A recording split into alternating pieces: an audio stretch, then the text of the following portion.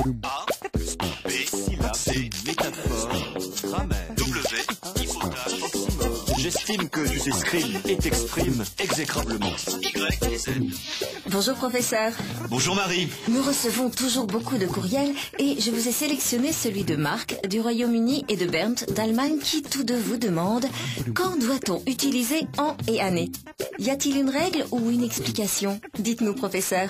Chère Marie, c'est une excellente question, car ces deux téléspectateurs disent respectivement « year » et « Jahre » dans les deux cas. Le français dispose de deux termes, dont la différence est subtile. Elle réside, vous en doutez, dans le suffixe « et ».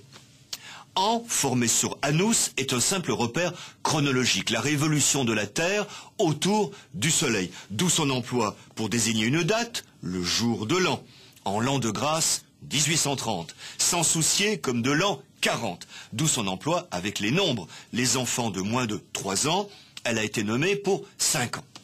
Sur an, on a fait le mot année. Que lui apporte ce suffixe? À mon sens, la prise en considération de la durée. Pensons à l'opposition entre matin et matinée, entre jour et journée. L'année, c'est la révolution de la Terre autour du Soleil, considérée dans son déroulement. D'où son emploi en astronomie, une année lumière, d'où son emploi pour le calendrier, une année civile, une année universitaire. Une année, d'une façon générale, implique toujours la considération de l'écoulement temporel, ses plus belles années, le bilan de l'année écoulée, une année bonne ou médiocre. Ce qui explique qu'aujourd'hui, le mot année soit plus fréquent que le mot an, réduit à une simple date. Comparez, il a été condamné à 3 ans de prison, il y a passé 3 longues années. Ce qui justifie que le jour de l'an, simple date, on vous souhaite une bonne année.